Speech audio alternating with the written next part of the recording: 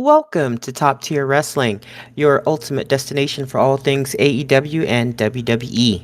Whether you're a hardcore wrestling fanatic or just a casual viewer, we've got you covered with the latest news, in-depth show reviews, and our unfiltered opinions on everything happening in the world of professional wrestling.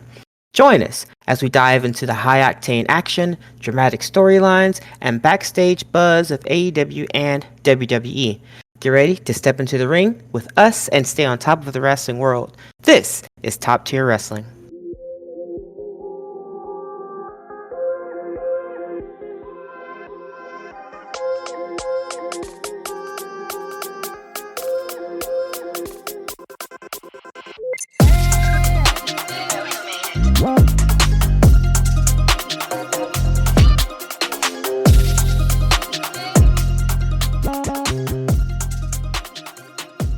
Welcome, one and all, to the Top Tier Wrestling Podcast.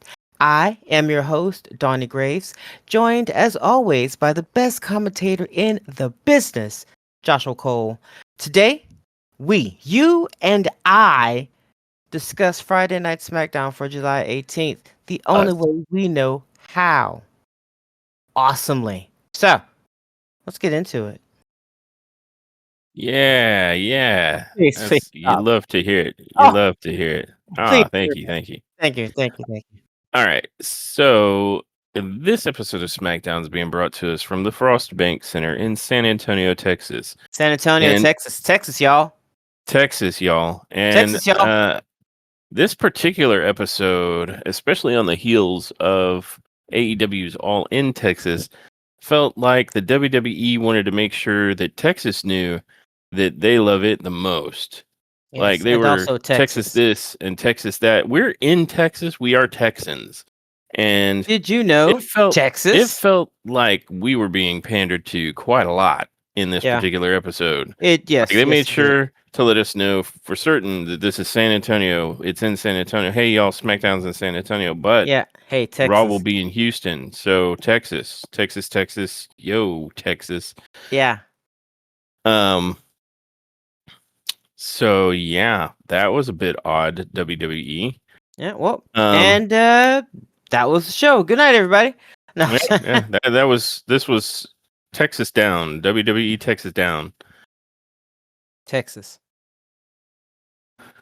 But that said, and just before we get into the show, I'm gonna recap a little bit of the WWE news that I've heard on the interwebs.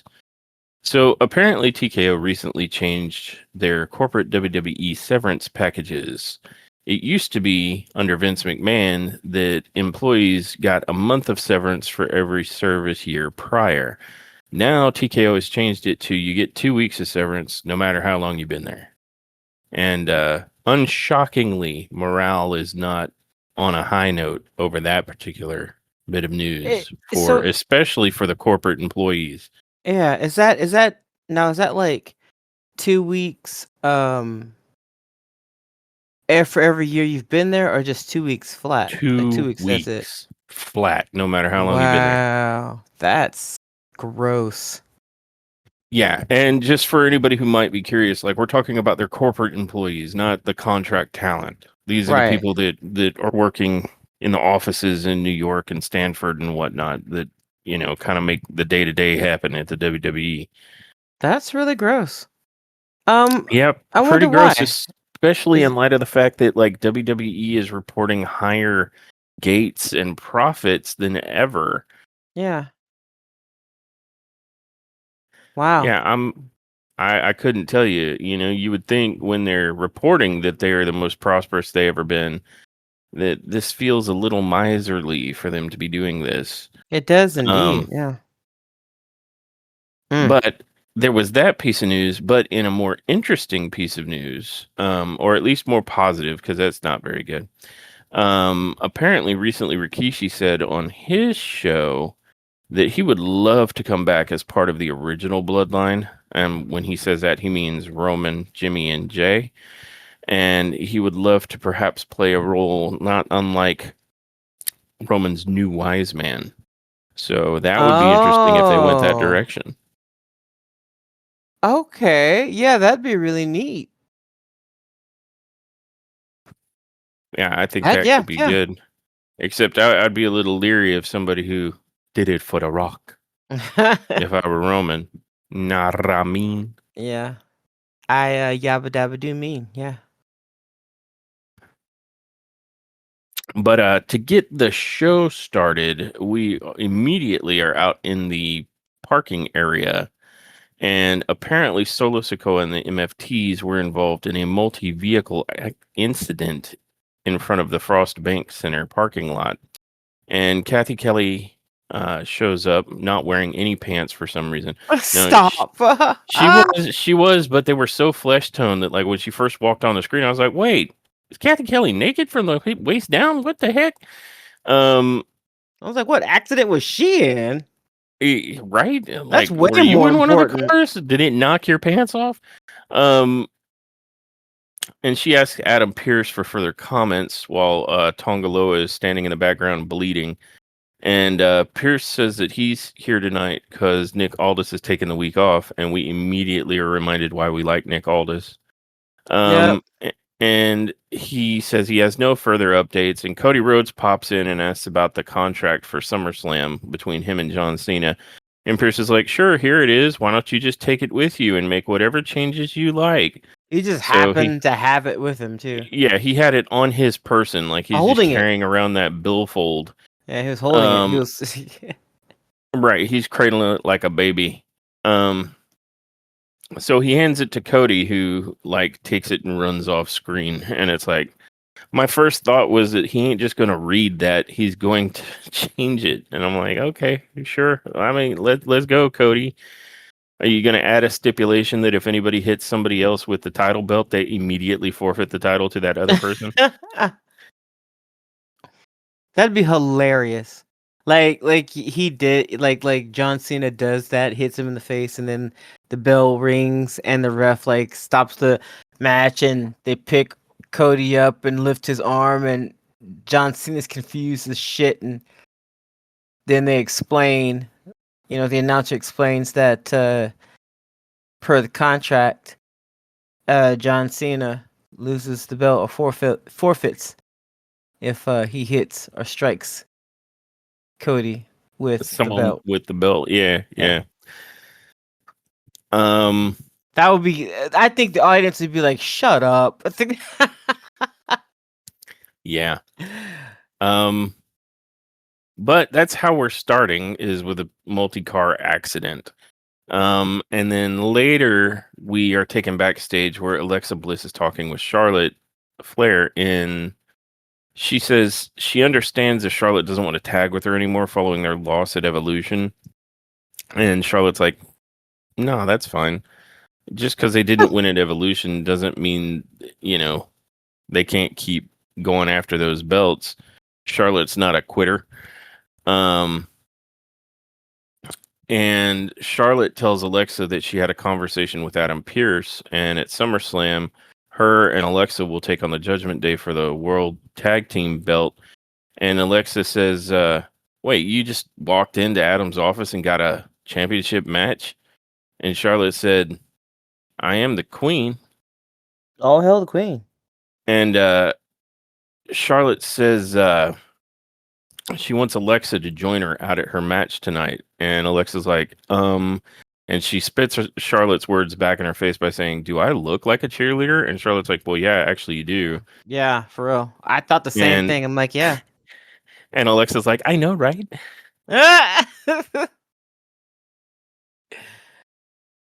Which uh, brings us to the first match of the night, which is Charlotte Flair with cheerleader Alexa Bliss. She even came out with little black pom poms. Versus Raquel Rodriguez and Roxy Perez. And yeah, this is not a tag match. This is just Charlotte versus right. Raquel. Yeah. And did you want to speak to your thoughts on this match? Which I'm not gonna lie. This match did the same thing that every interaction I get from Charlotte Flair and Alexa Bliss versus Raquel and Roxanne. Um, it hypes me up to actually see them in a match. Like I want to see Raquel and Charlotte like just go at it, and then Roxanne and Alexa just to go at. I could watch that. I think I could watch that several times. They can build a heat or storyline here as much as they'd like. Uh, and partly, mostly because Raquel Rodriguez has impressed the shit out of me as of late. And she did in this match. Um, I expect Charlotte to get into the ring and be amazing because it's Charlotte. And I'm not saying that what she does isn't as great because she does it all the time. I'm saying that I'm going to give her her flowers because she always deserves them. But Raquel Rodriguez, um, again, for some reason, I don't know if it's been a pep talk. I don't know if it's just being in the Judgment Day or being with that group of wrestlers. Maybe they've gotten some sort of connection going. Maybe Rhea has been helping her. I don't know. I don't know. But whatever happened, chef's kiss. Thank you. Whatever it was, we appreciate it because now we are seeing some really good stuff from Raquel, and this match was good because of that. I mean, if Raquel was giving us the same thing that she used to give us, then this would have been a match. But instead, I feel like it was a pretty good opener, or a really good opener for SmackDown in Texas. Just in case anybody forgot, it was in Yeah, Texas. SmackDown in Texas. It's in Texas. Remember, it's in Texas. Smack Texas. Smexis. I agree with you. I feel like this match made Raquel look really good, especially Yeah. in the ring against Charlotte Flair. Yep. Raquel had some very dominant spots, and for a while there, it just looked like she was just going to ragdoll Charlotte, like for a good portion of the match. And it kind of was Raquel's match to win or lose here. But what ultimately ended up making the difference and reminds us that a team up with Flair and Bliss, who are no joke themselves, is a threat, is that Roxanne Perez tried to do the typical Judgment Day thing and cause some interference. And I want to say Charlotte booted her off the apron, and Raquel ended up getting distracted, and then I think stun gunned by Alexa, who was on the apron. Like she got her head stun gunned is the best thing I can say, off of the top rope. And in that moment of being stunned, Charlotte Flair gets the quick roll up to pick up the win, showing that, you know, the Judgment Day's typical trickery isn't going to work because Charlotte and Alexa can play that game, and in this instance, they can play it better. So Yeah. this did an okay job of showing us what Flair and Raquel would look like at SummerSlam, and build some heat for that upcoming women's tag team match. So I think it was a pretty good match to open the show with. Yeah.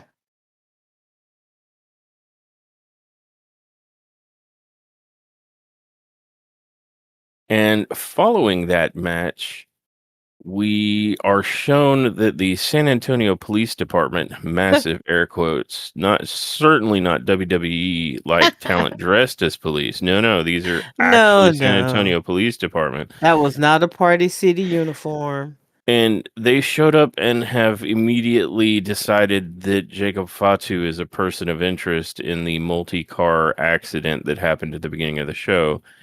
And Adam Pearce totally gives these cops a bunch of attitude, but then directs them over to Jacob Fatu, and Jacob, of course, gives the Popo the attitude. And now Adam Pearce is like, well, now calm down. And we were both sitting there thinking, but Pearce, you pre-pissed these cops off with your Yeah. attitude. Yeah, and you gave Jacob the same energy. Like you gave them the pissy attitude right in front of Jacob. And then when Jacob gives them the attitude, you're like, "Hey, now simmer down there." And I'm like, "Pierce, Right? He's listen." all like, now, Jacob, think about your family and answer their questions. Let's not make this situation worse. And it's like, Pierce, you already did. It's like you You came with the same energy, my dude. And then when you hear the energy that you just passed out there, when you hear it back, then you're like, oh, whoa, hang on there now. Right, The my policemen, attitude is they're fine, but yours is out of line there, now hang on there. Jakey. People expect this from me. I'm a prick. You, however, need to calm down. I can get away with it because I'm an official looking bald white man. You, however, Mr. Dreadlocks. you, you of questionable color and tint. You should settle down. Like, So okay. Jacob relents and walks away with the police officers. I s- And they really did look like I'm assuming that they are talent back there, like wrestlers in training and whatnot. But if you take a wrestler and put them just like put them into regular clothing, but still have them oiled up, then they just look like Chippendale dancers. So it's like I hope that was talent back there and not just like some poor schmucks that you hired from like from Chippendales. yeah, from Chippendales or like Daddy D's dance house or some shit. Right. Daddy D's These dance emporium. they went all out hiring a few male strippers for this role. Because they're acting. And then you got the acting. I'm like, man, either this is like talent backstage or you pulled them from a questionable set. You know what I mean? They got some tearaway clothing. Oh no. And one of them looks scared. True. I mean, in the face of Jacob Fatu, I don't blame him. Oh yeah, Um, yeah. but after that, Damian Priest is shown in the backstage hunting for Aleister Black, and he runs across Carmelo Hayes talking to the mousiest girl I've ever seen on screen. Probably his girlfriend. Maybe, but We're not touching that. Okay, go no.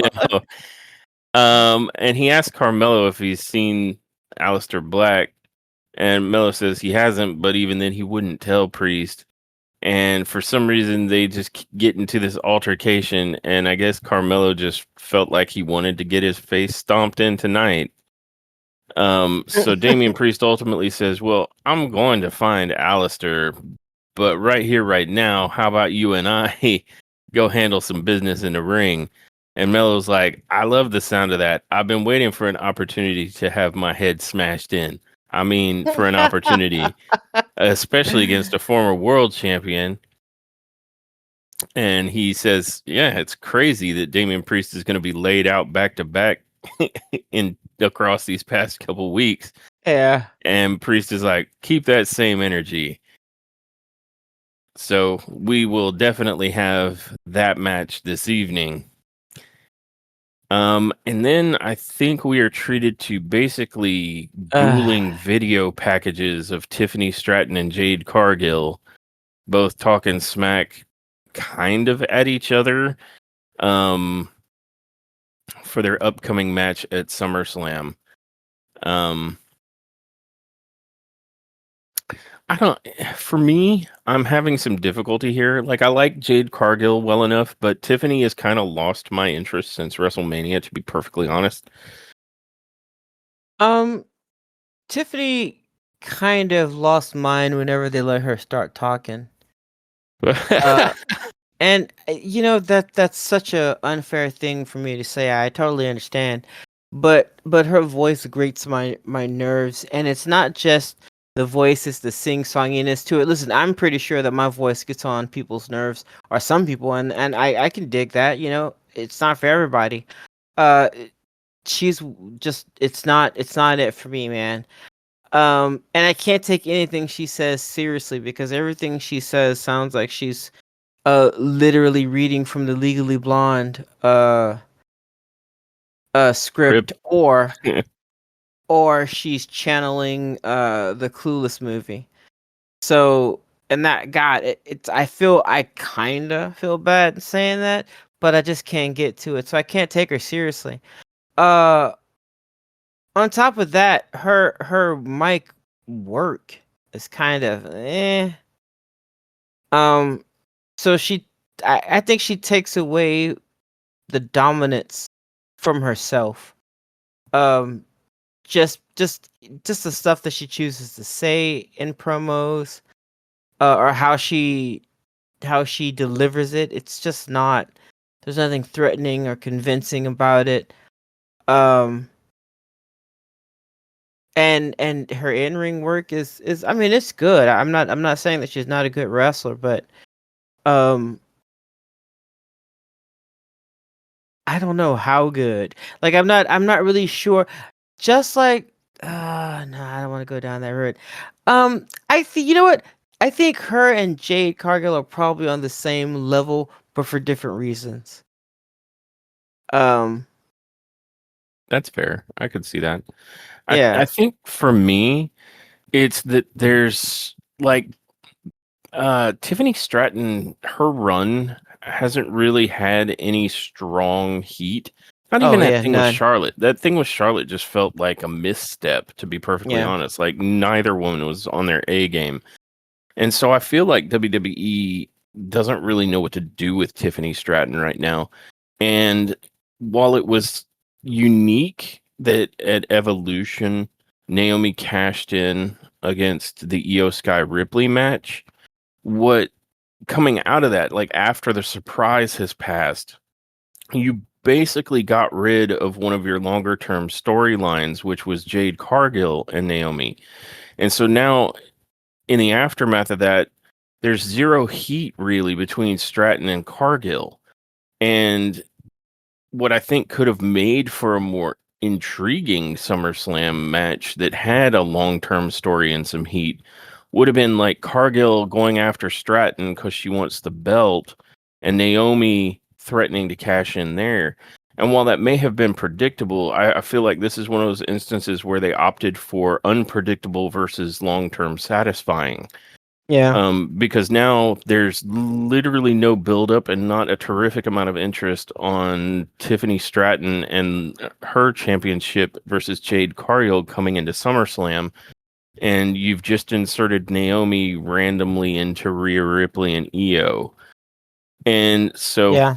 while you may have shocked us at Evolution, I don't think like where do you go from here now? You know, that didn't sacrifice like almost a year's worth of buildup between the feud between Naomi and Jade.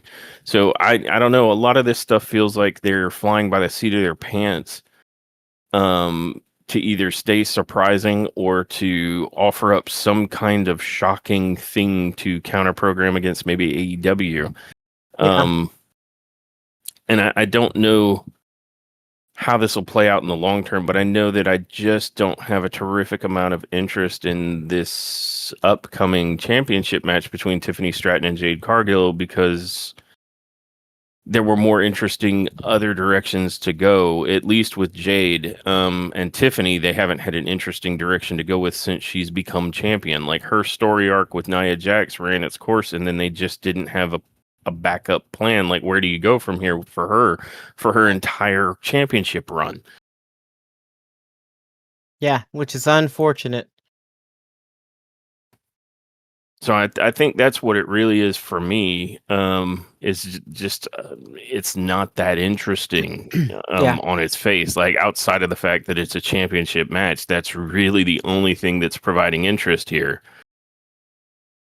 Yeah. And I don't know that Cargill and Stratton have enough of a cult of personality following yet, or at least that's not the case with me for that to sell it alone. Yeah. All right. Yeah, I hear you. And that so I mean, I just kind of lost. Oh, I this you know what? I'm not gonna talk about my loss of interest in Tiffany as a whole, but in this match, um, I'm not like you said. I don't feel any heat here. Yeah. And for some reason, it's just kind of hard for her to click. with another like another peer and have that heat like the heat between Io and Rhea. I feel that, you know. Yeah. They've done a great job there. The chemistry of for those two, and man, when they're in the ring together, it's so good to see. Um but I just don't feel anything like that with Tiffany and anyone that she's up against. The Mm-mm. closest, the closest that I felt was her and Naomi, and I feel the heat between those two more than I do between Naomi and Jade. Uh, I feel like Naomi and Tiffany give us great matches that kind of get overlooked for the other storylines that are taking place around. But before Naomi went heel, that the heat between her and Tiffy, I it was good. I liked it. They could have kept that going, but like I said, they went completely left. And maybe they have an ulterior. Maybe they have another reason. Maybe they got a big picture here that I just can't see. But other than them just trying to keep us on our toes, I don't see the reason for it. Yeah.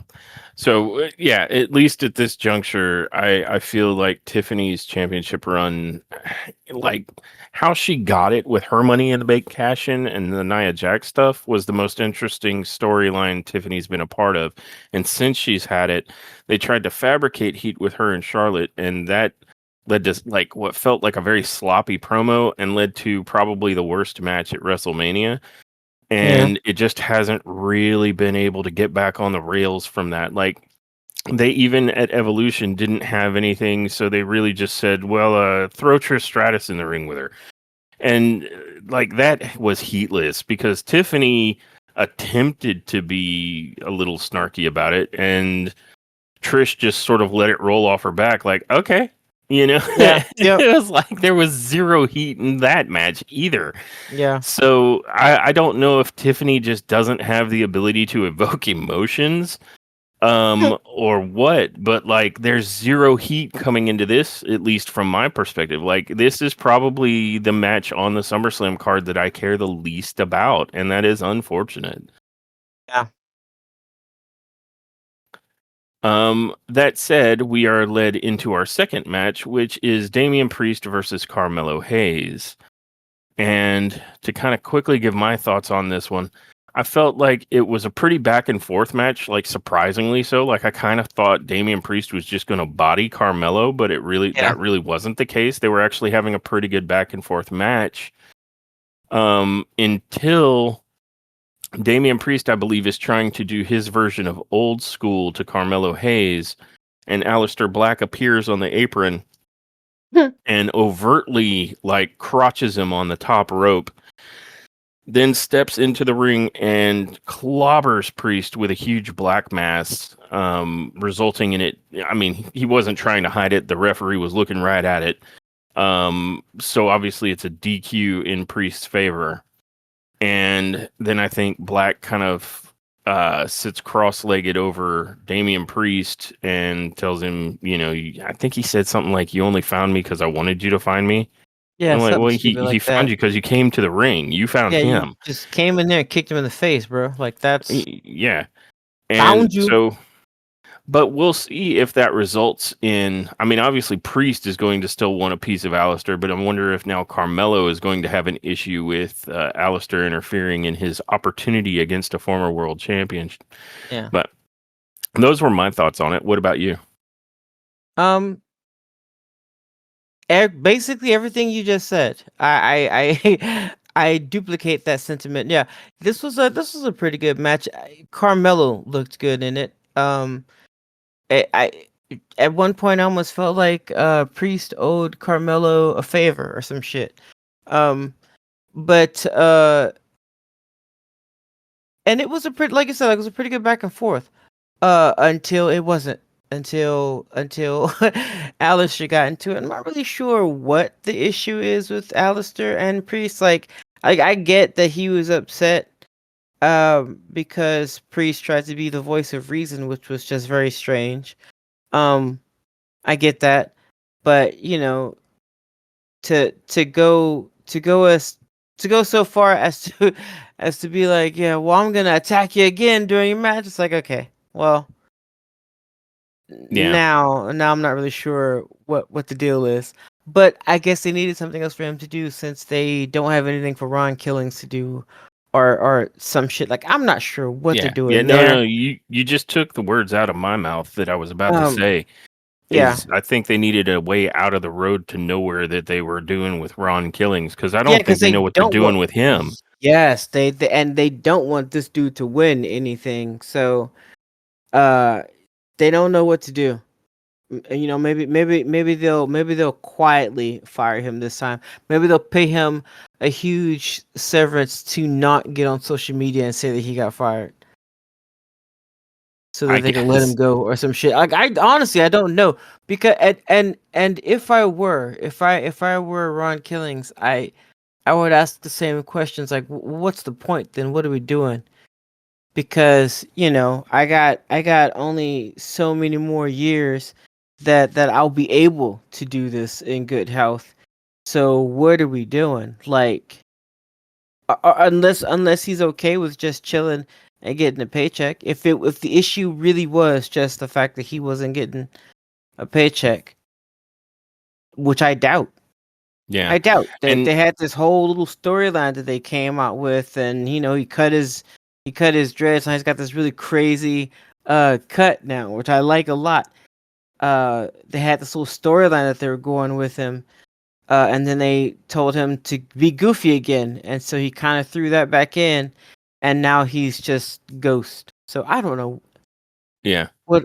Well, I find myself uh in absolute agreement with what Bully Ray said when he spoke to it on, I think, the Busted Open podcast.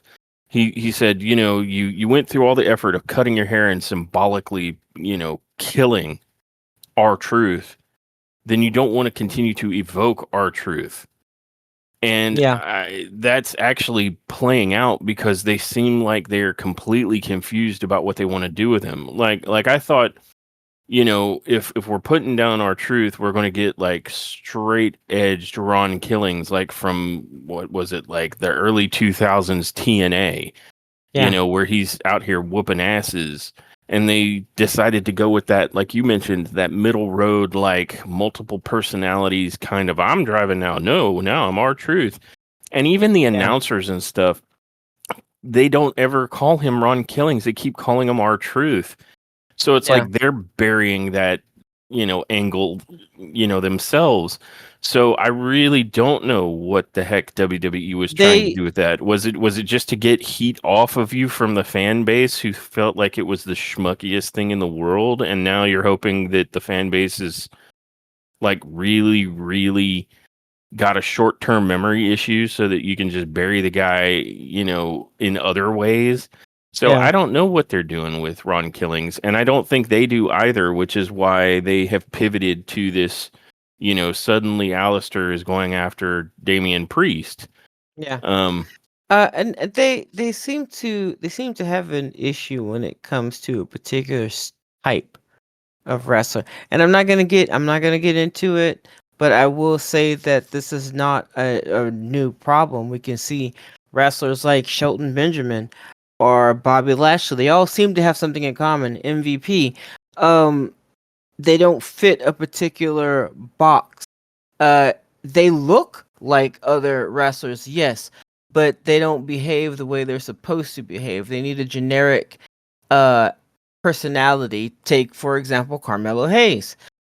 He is him, you know? Uh and that works for him. They get him on TV with that, right? He has basketball themed uh moves and like finishers and whatnot. So he fits that category just fine. So we can put him on TV. No disrespect, but we got Angelo Dawkins and Montez Ford. They fit that category perfectly. We have, they come out, they do the dance, they have red cups. You understand what I'm saying? That has, like, presumably alcohol in it because they're here to party and have a good time. So they fit that category just fine. But then you have people like R-Truth who didn't. And so they found out he's funny. Let's have him be funny. Non-stop. That is your shtick now. You're funny. You're the funny guy. You know, shucking and jiving and whatnot. What's wrong with that? That's cool. If they could put him in a dress, I think they would. They might have already. They may have done Um, that already. yeah. Then yeah, you're absolutely right. They might have already put him in a dress. Because and he's done this before. He's done the hardcore wrestler before, and he's gotten on mic and he's done uh a pipe bomb, but nobody even fucking remembers that because all they remember is that R-Truth is funny. They fucking washed that shit clean. Like it's that's gone. And so now him trying to be that again? Nah, man. No, you better look at MVP Yeah. and see what happens. You better, you know. So, what happens is you go to AEW and become a megastar all fucking over again. So that's what happens. But I'm gonna let that Yeah. go. But I just fail to understand why they would have such a dramatic because if you're going to change your gimmick, right? Yep. Usually it requires like you either have been gone for a while, you came back, I'm different now, or something. And he had the whole dramatic haircutting, like our truth is dead.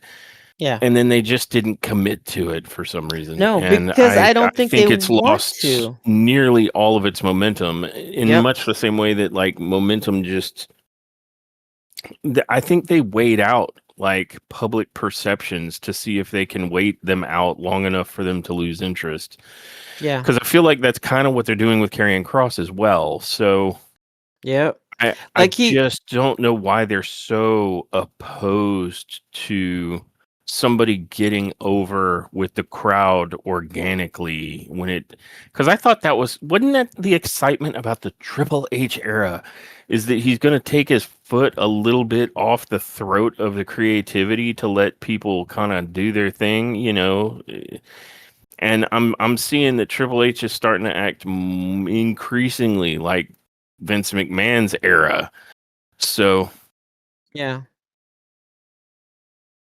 Yeah.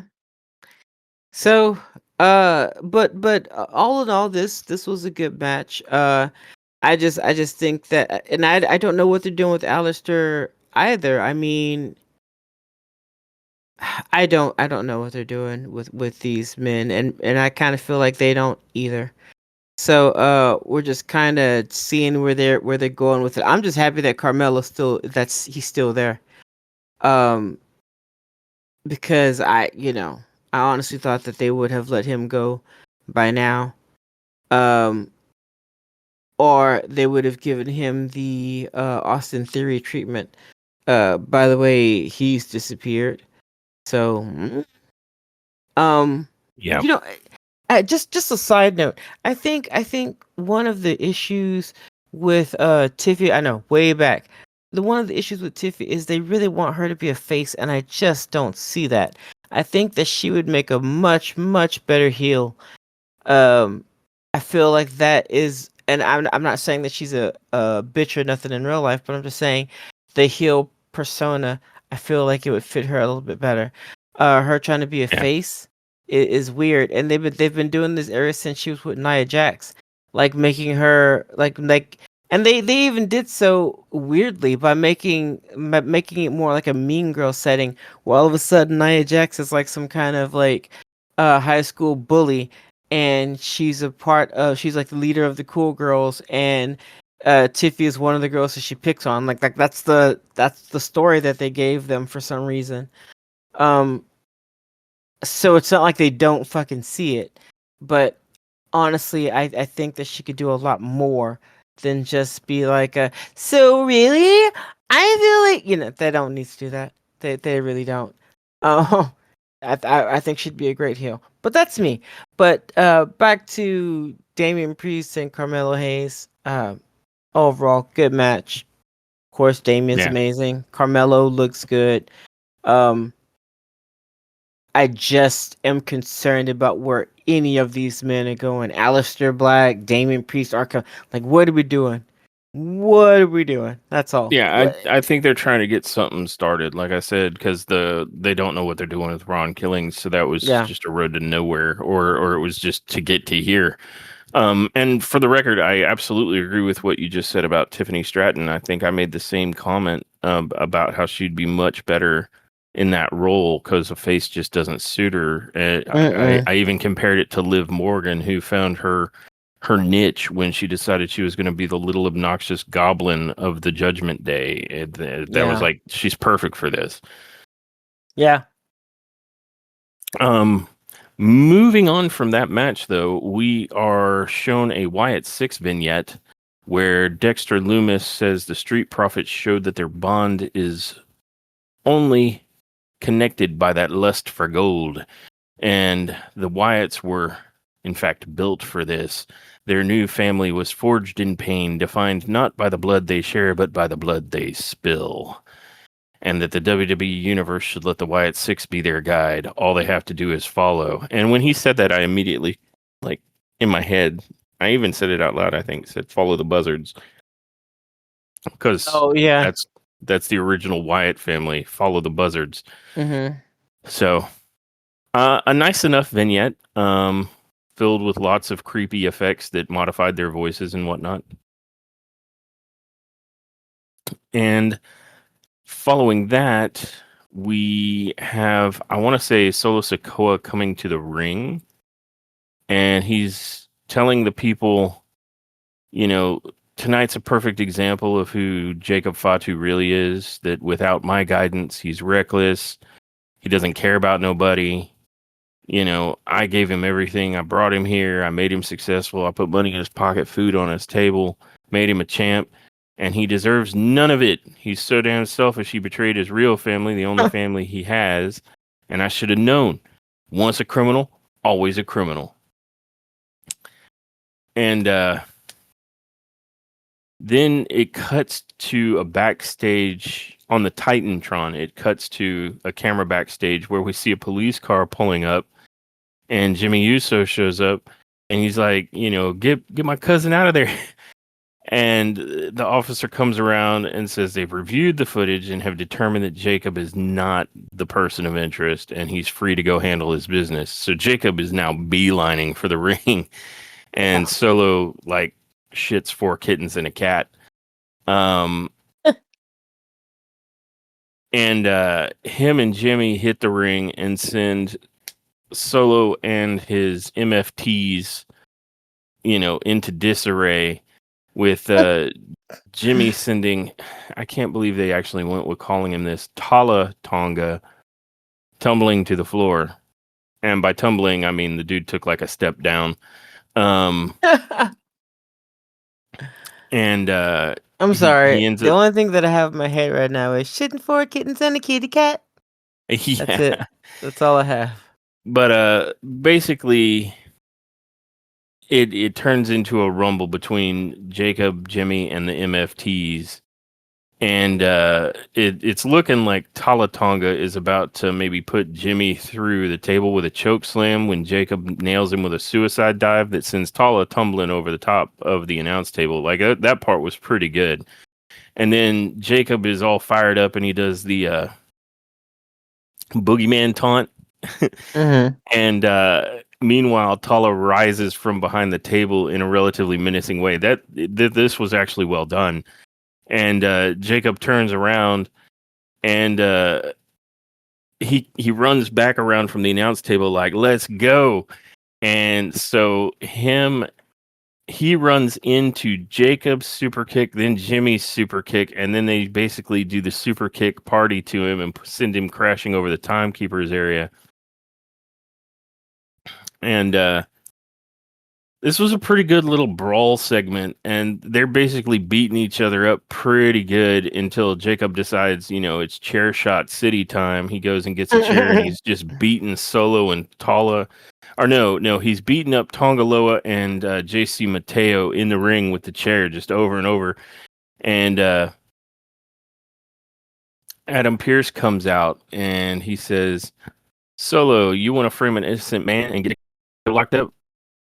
Let's see how you like it. At SummerSlam, you and Solo will be going against one another for that U.S. Championship in a cage.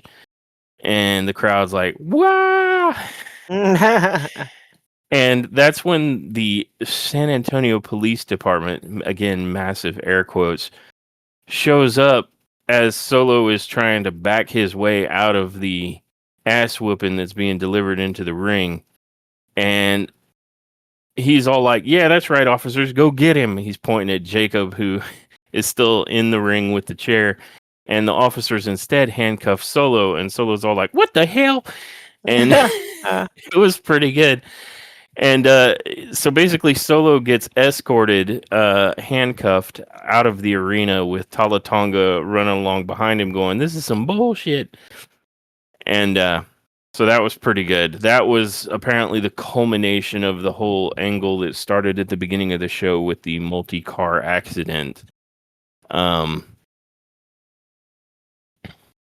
And then they cut from that to a brief recap of Jelly Roll hosting Jimmy Kimmel Live and Randy Orton showing up as his special guest. And of course, the interview gets crashed first by Drew McIntyre, who ends up fighting with Randy Orton all the way off stage and into the back. And then Logan Paul shows up and basically slaps the taste out of Jelly Roll's mouth, which then prompts Jelly Roll to perform one of the best looking choke slams through the talk show host desk I've ever seen. And so that was pretty hot. That was a really good promo, and seeing him choke slam Logan Paul like that definitely like gives me a little more hype for their upcoming match at SummerSlam. So that was pretty good. Yeah, choke slammerific. It Boy, that was was choke goofy. slammerific. Thank you for matching my energy. Um, I'm here for you. then we get our third match. With Stephanie Vicaire versus Alba Fire and Piper Niven was also there. And I believe the correct pronunciation is Vakwer. yeah, Stephanie Vicaire. You gotta have a quiver mouth for that. I don't have quiver face. I can't. Okay, never mind. Anyway, anyway, I don't mind saying very briefly that because this was a very brief match. This was just a squash match. For Stephanie, she basically obliterated Alba the end. Like, Yep. she beat her. She slapped her around a little bit, and then she does her her special move. And like that was it. Like she just pummeled her, Yep. and it was game. Winner Stephanie Vicaire. Yep. That's the long and the short of it. And that's unfortunate because like Alba Fire was a dominant NXT Women's Champion. And I think Alba Fire, like many of the talents there, are capable of a lot more than what their role is asking them to do. But in this particular instance, Alba Fire was here to just put Steffi over. And so it was basically Stephanie Vicaire hitting her highlight reel. She got the Devil's Kisses in, and then she hit the Stephanie Vicaire bomb. And 1, 2, 3, done. And then I want to say what Piper Niven, I think, tries to attack her after the match, but Stephanie ultimately turns that around and gets the one up on her and knocks her out of the ring. Yeah. So it absolutely was just a complete squash in favor of Stephanie Vicaire. Could have been more, but they're setting up that Stephanie probably going to win her match in Clash in Paris kind of energy. Yeah. And they did so by squashing one of their superstars. Like she used to have a belt, y'all. Like honestly, she used to have a belt. Yeah. And now Former she is the number one in in the, I'm assuming, a tag team that she has with Piper Niven. Yeah. Alba Fire, former NXT Women's Champ, former NXT Tag Champ, on the main roster, SmackDown Women's Champ, I think, tag team. Um, Now just something to wipe off Stephanie's boot. Don't get me wrong. I have no malice towards Stephanie Becker. I actually No. like her. Yep. But I feel like Alba got a bit buried here, more so than is warranted for, you know, given her pedigree and her resume. But I guess when you only got 5 minutes and you want to make a statement, that's how you do it. Yep. I suppose so. I just don't see them doing that shit to Candice LeRae. That's all. But speaking of which, we see Candice LeRae backstage. In the next segment, right? Because Kathy Kelly is having an interview with the Street Profits, and Montez Ford is not feeling that. He admits that last week was a good week for the Wyatt Six. They came up from the swap, used their underhanded tactics, and they directly took the WWE Tag Team Championships away from the Street Profits. And to keep it 100, that's not a reality that they want to face right now. I could have sworn he said 150 when he when he said it, but I don't know. Yeah, and I think the Wyatt Six came up from the swamp. Yeah. I'm sorry. What did I say? Swap, like from the swap meet. Sorry. Swamp, guys. Swamp. Sorry. Um. And then I think. Then Angelo said that they were gonna get the titles back with the quickness. Kathy asked the Prophets how they feel about not being included in tonight's or in that, 4-way number one contenders match, which I was very confused as to why they were not a part of that as well.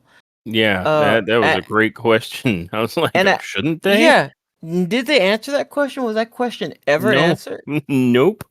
Yeah. Um But before it could even be answered, DIY joins the conversation, and Johnny Gargano brags about the Profits losing the tag team titles to the White Six. But DIY are here to save the SmackDown team or the SmackDown tag team division because they love it. Okay.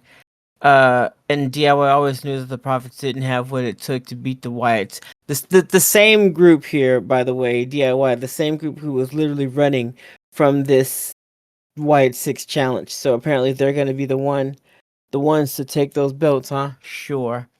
Yeah. Yeah, right. Just like any great leader, if you want something done, you do it yourself. Is how they Oh, feel. I And see what they did there. They said the yeah, thing. yes. And then Candice LeRae tells the Prophets to pay attention because they might learn something. Um, and B Fab was about to go off on her, but then Montez tells her, "Chill, woman," and she does. And DIY walks away. Yeah. Um, Given that segment,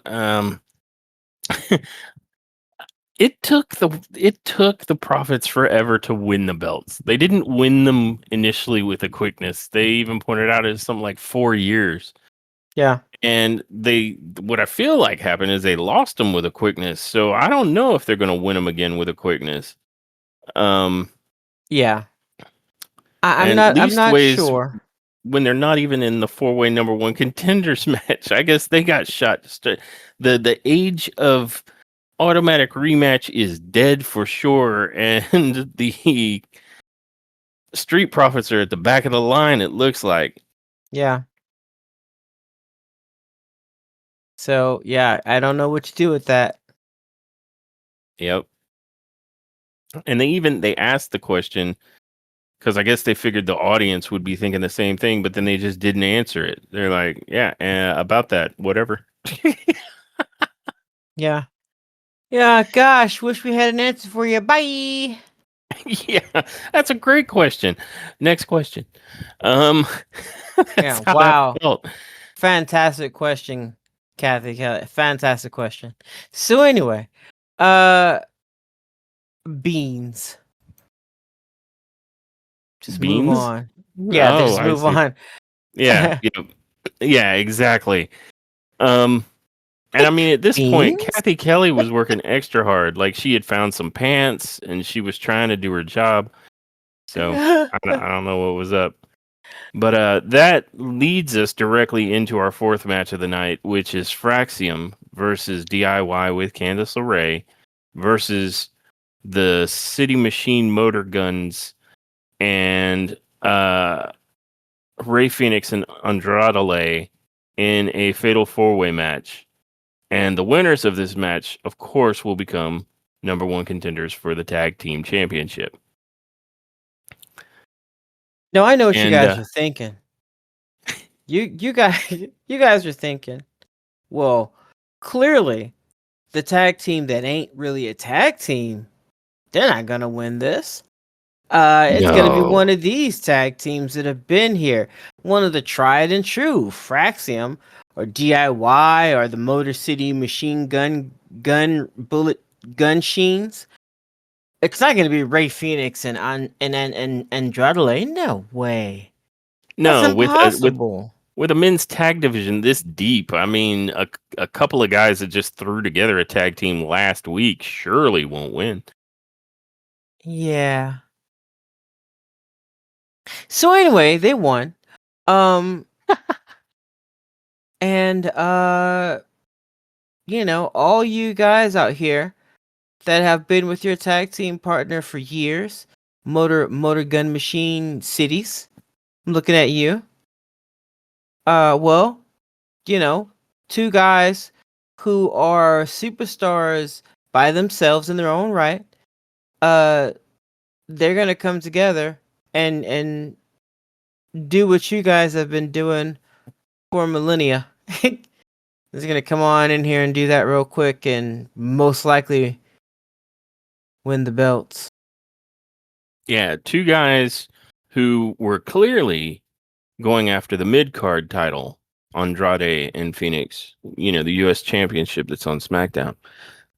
Since that's all tied up between Jacob and Solo, you're super not just going to invade the tag division and dominate, right? Oh, Yeah. Oh, I see. yeah. Now, I say that it's not like this wasn't a badass match. It was. These four teams, even Yeah. even the ones that just came together last week, they all looked good. But they are ultimately bested by the recently put together team of Andrade and Phoenix. Don't get me wrong, I like Andrade and Phoenix. They look good. But this is kind of burying the rest of the tag division.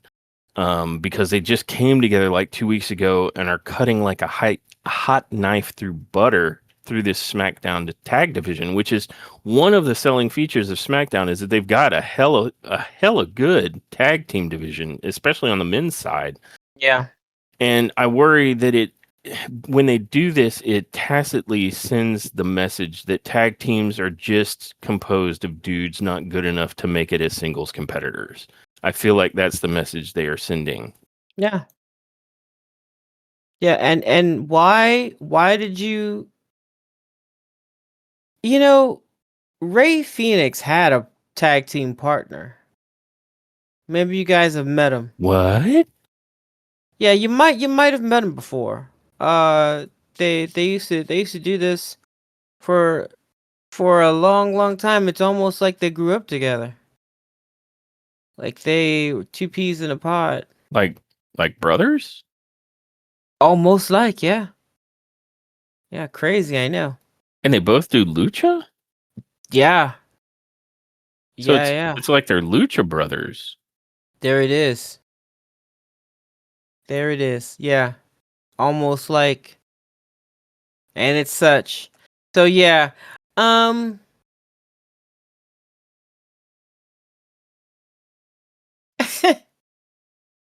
So we find out that next week, for SmackDown, the Wyatt Six, and put their new WWE Tag Team titles on the line against Rey Fenix and Andrade El Idolo. I don't think they're gonna win. I don't think Andrade and Rey are gonna win. But kind of besides the point. Um, kind of besides the point. The point is there are other tag teams there in the division. Did you guys think we needed something spicy? You think we need something new? You got a lot of dudes in this card, like a lot of dudes already. And if you didn't have anything to do, if you didn't have anything for uh Andrade and Ray, maybe I don't know, put another belt out there. Call me crazy, but maybe more belts, just maybe. Maybe. Um, Or yeah. maybe more TV time. I tend to think some of this is feeling the pinch of losing that third hour on SmackDown. Man, the only thing that we've lost is about 30 minutes to 45 minutes of extra commercials. Um, and Yeah, they have. if they needed an additional 15 minutes to tell a coherent story for these guys, then I don't know. I find that hard to believe. They had a really great thing going. They did. And I don't know what this is. It just Well, kind of feels spur of the moment or fly by the seat of your pants, and that seems to be a theme as of late in SmackDown. I also tend to think that's why our third match was a squash match that only took about 5 minutes to get done. Yeah, that's true. That's true. What was that, a squash match? Like, I don't Yeah. really ever see them do that kind of shit with the dudes ever. But again, that's another topic for a different day. Yeah. And plus, I mean, they had to have room for the John You Cena just and Cody took Rhodes it. contract signing. Yeah, you took that right out of my mouth. Yep. And I don't know why they needed so much time for that.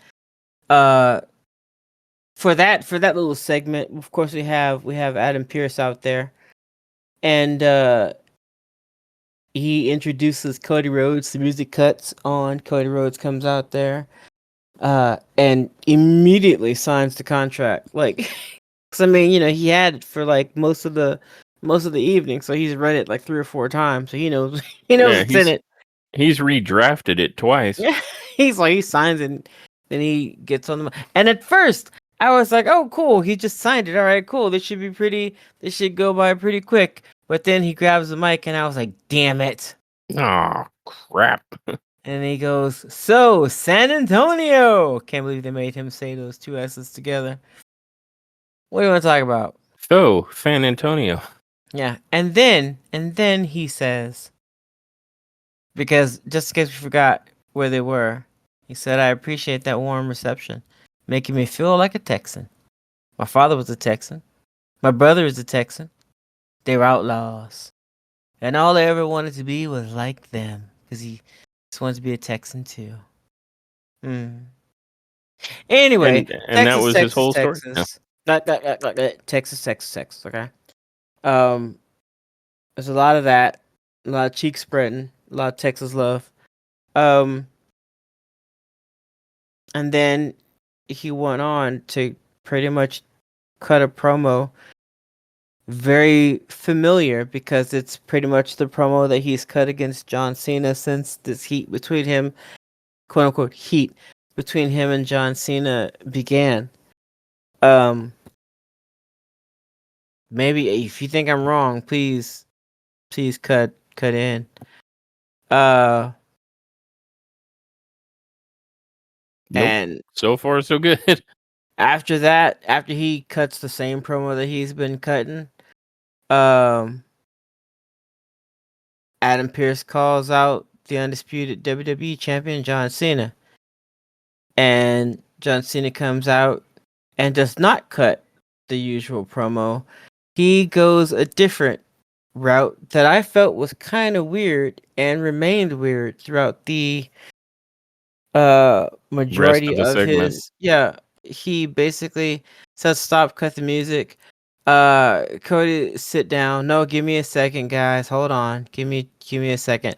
And like seriously, he just basically says that he can't be at SummerSlam. Um and he said tonight this decision I had to take to the highest chain of command. Hear me out, please, okay? Everybody knows that I'm filming a big movie for Netflix in New York City, and Netflix knows about this. There's no surprises here. We talked. Things have been transparent. I'm emotionally exhausted, and we all feel that it's best that I do not physically compete at SummerSlam. Uh, and I don't know if this was a heel move or I don't know what this was, but he just kept apologizing profusely um and went down the I know about earning stuff and I'm out here to be the good guy, okay? You earn the rematch, you're gonna get your rematch. We'll do it in Paris. We can do it in Perth. But as far as SummerSlam goes, there's no way in good faith that I can sign this contract, okay? Uh, and he like people like he just kept saying whoa or hold on or hang on, but I'm not sure why because there wasn't like a huge response to what he was saying. I mean there were a few people like woo boo, but I mean it wasn't like the arena was shaking the walls with their disdain or their like it they but he just kept going hold on hang on whoa whoa whoa I know you're upset and I don't know what that was about. Um uh and then he just kept saying that he was working really hard emotionally. He was just out of it. And this was a tough decision, but this is what's best for business right now. Okay, guys, really, hey, you guys don't really know. You don't even know how hard it was to even be here tonight. No, seriously, this is a farewell tour. You know, I wanted to give you guys fireworks. Like honestly, like he's saying, I don't know what is happening, but he's saying stuff like this. Uh, it's not a very heel tone at all. Um, and after he says all of that, he says, and I appreciate your understanding and your patience in this matter, Cody. Thank you so much. I appreciate you. You're gonna get that rematch. Good night, San Antonio. And then he gets up to leave, and then Cody is like, "Oh hell no!" And so then like Cody, uh, follows him out onto the ramp and just starts like beating his ass. Um, Cena, Cena isn't gonna let him just whoop his ass. Cena starts throwing haymakers back, and they're going back and forth. Um, I think I think Cody gets Cena back into the ring to continue the assault. I think like he ended up John Cena tries to hit Cody with his belt, and Cody bobs and weaves that shit. Um Ends up with the belt himself and spends about a minute looking at the belt and then at John Cena, not like he was trying to decide if he was going to do it, but so that the audience could understand that he was going to do it. He just kept doing that, like I'm gonna jerk, for like 10 minutes. Um, and Cena took about 10 minutes to get up, and get ready to get hit in the face with the belt. Finally, though, he does what everybody saw him getting ready to fucking do, and he hits him in the face with the belt. Then puts the pin in John Cena's hand, and using his own hand forces John Cena to sign. So basically, he signs it, but he just put John Cena's hand in between his own and the pin for some fucking reason because everybody like it's on camera, dude. Everybody sees that you You did not. Forced him You to sign signed it. this. Like he didn't sign shit. You knocked him out then, and then you took his hand and did things with it, which if people didn't see that would not sound good at all. Just take that out of context and it's not a good look.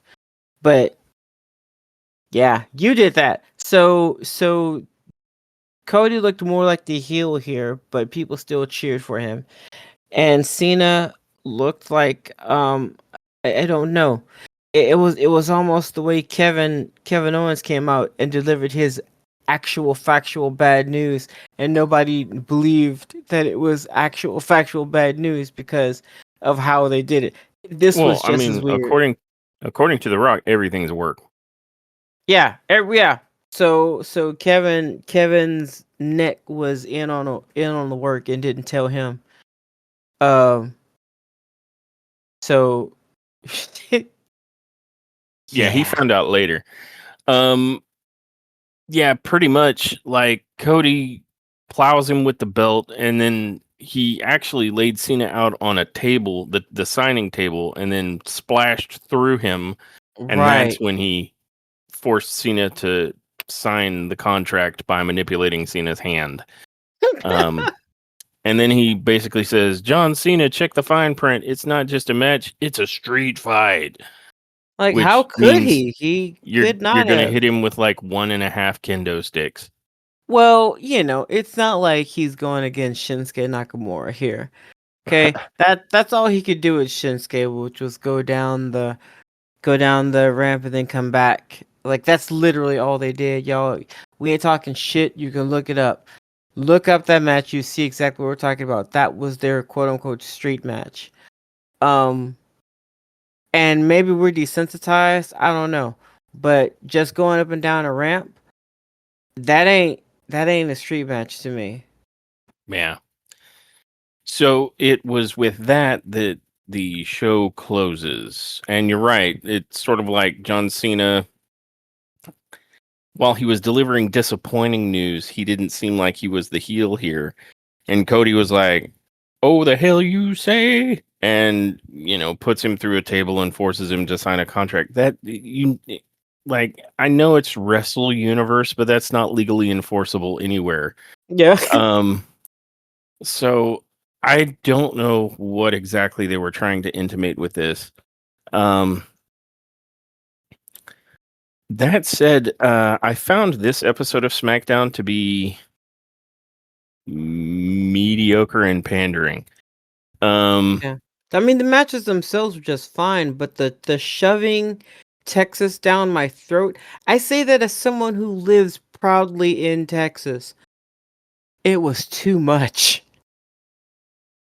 yeah, and too many of the story arcs right now are like confused about where they're trying to go. And the Yeah, third match out of the fourth that we had was an absolute squash.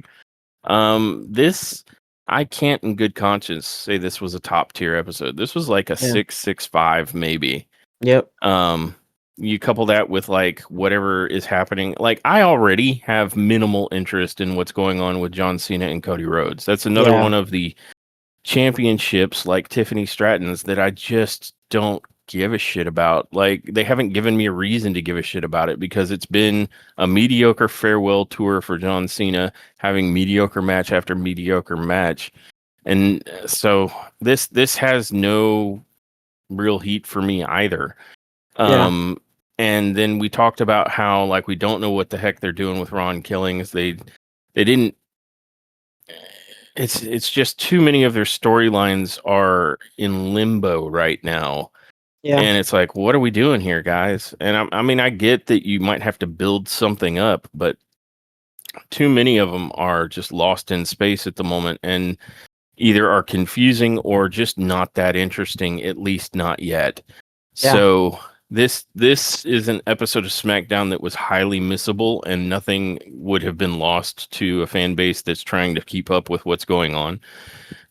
So yeah, this is like a 6 neck nubs, not top tier for me. What about you? yeah, yeah. It's about it's sitting at a 6.5 for me. Um, we had decent matches, well enough, yes. One of them was an absolute squash match, and as you said, I listen. I'm not. Alba Fire is an amazing female competitor. She is stronger, hella stronger than she looks. Um, and the reason that she's still there when you got rid of her tag team partner should tell you that she deserves maybe a little bit more of a push than this. It's almost like you are now punishing your smaller, non-extremely overly muscular competitors now. I don't know what the fuck you're doing. You got Candice LeRae doing absolutely nothing but following around behind her husband and his best friend. You have Nikki just sitting around looking creepy. I haven't seen her in the ring doing anything yet. You apparently can't have Alexa do anything unless she's with Charlotte now. And I guess you're trying to make Charlotte look like a human, I guess. I don't know. Good luck. I liked her just fine with her lizard skin. I don't need you guys coming along trying to put a human personality to her. Leave her alone. Um, you got you have Alba apparently jobbing now. Jobbing for Stephanie. Cool. Love that. Um and I just think it's unnecessary. Piper, when she gets in the ring, she's doing the same thing. Because again, she's not covered in muscles that you guys can see, and she doesn't fit the part. You guys are real up on this particular look. I mean, the fuck was going on with Io for like 3 or 4 months. So yeah, while the WWE's female division is much better than what's popping off in AEW, that gap is Closing. closing. Yeah, the conduit is closing. Yeah, that gap is closing, and it's doing so rapidly. If AEW continues on this push, we might see a new day, like real New soon. Day. Oh, Yeah, like when the like if they keep this same momentum, or take it higher, man. If they can take this heat, if they could take this higher, then in the next 2 years, this might be a different scenario. This may be a different landscape. In maybe sooner if they keep doing like they've been doing in if 2025, which is being the yeah place where a pay-per-view should, like, you get your money's worth and it's the event to watch. yeah a 49.99 price tag gets you a 6 hour wrestling feast. I mean, Yep. yeah. So, uh, like I said, this particular episode, the pandering, the storylines that are going nowhere, the squash match on one of your best female competitors, um, not a good look. Just not a good look at all. Definitely, no more than a 6.5 on this. I could not, in good faith, go higher than that. Um, Also the mood. Yeah, what? You know what?